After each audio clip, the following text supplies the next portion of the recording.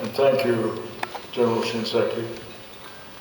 If I may brag a little at this point, I nominated Eric Shinseki.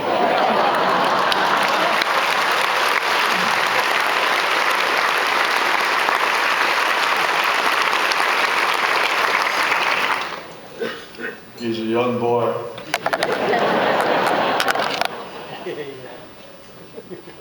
Our journey has been a long one, and I'd like to just share some of the high points in this journey, dates that have not been mentioned. My journey, and I believe the journey of all of us, began in 1924. That year, the Congress of the United States passed a law to bar any more immigration from Japan. No Japanese would be permitted to be naturalized. We were not wanted. In 1952, the law was repealed. And it was possible for my father to be naturalized, and my mother, who was born in Hawaii, because she married a Japanese national, had to give up her citizenship, and she got naturalized. That's one day. My life began at that point. Then December the 7th, there was a moment that changed our lives forever.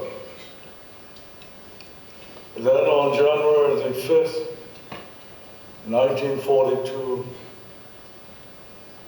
the government of the United States decided that we were enemy aliens. That's when we were given the designation 4C. That's when the drive to establish internment camps began. If you look at the government files, they refer to these camps as concentration camps. 120,000 plus Japanese citizens, men, women, children, were incarcerated in these camps, carrying with them the only goods that they can carry. They gave up their properties, they gave up their lives, and lived in these camps. The next date that I remember is 1943, when we all went to Shelby. And we received a letter from the governor saying, "Welcome to Mississippi.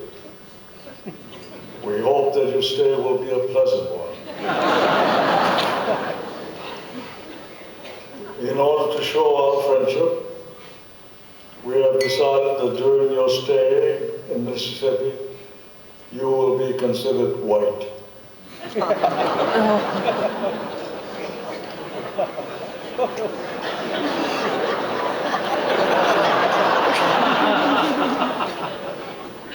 Then there was another date soon thereafter, in 1943. Most of us don't talk about this. But when the Hawaii soldiers met the mainland soldiers, it wasn't a happy occasion. Let's be frank about it. Hawaiians were darker in skin. Our language was foreign. And the mainlanders were fair, well-dressed, and spoke the king's language. And as a result, there were many fights.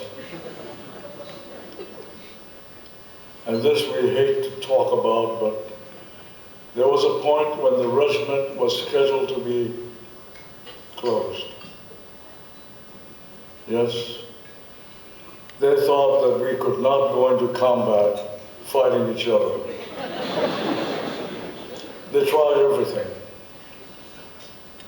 They tried discussion groups. Can you imagine discussion?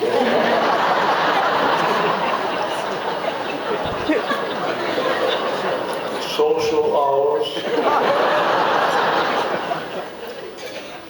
Then finally, one day, each company received an invitation from Roa and Jerome, Arkansas. We had no idea what Jerome, Arkansas was or Roa, Arkansas. Each company was invited to send 10 members to a get-together at Roa. Each company went to Roa, 10 of us. They picked some of the non-coms, and we all took our ukuleles and guitars, and we sang all the way from Mississippi, happy because we were going to see Japanese girls. We turned the corner, and you would see lines of barracks with tall barbed wire fences and machine gun towers. So we assumed it was a prisoner of war camp. But no, we turned into the camp. And soon when we got close, we could see that the inmates looked like us. It didn't take long to understand what was happening. We tried our best to look happy and grateful, but it was difficult. The next day we returned to Camp Shelby. No singing in the trucks, just quiet. And I think all of us were asking ourselves the same question. Would I have volunteered if I had to live in that camp? And to this day, I can't give an honest answer. Well, the next day, the 442nd Regimental Combat Team was formed. Kotonks and Kanakas all got together, and the regiment was formed. The next date I remember came about not too long ago, August 1988. This was the first time that a major government of the planet was strong enough to stand up and admit wrong. The redress bill, H.R. 442. It admitted that they made a mistake in 1942. They apologized for it. And I thought that the journey had come to an end at that point. But no, today was a glorious day. All of us were made, as General Shinseki said, patriots and heroes. Yes, this is a great country. I don't think you can find this in any other country. So to all of you, our friends, thank you very much for a memorable day.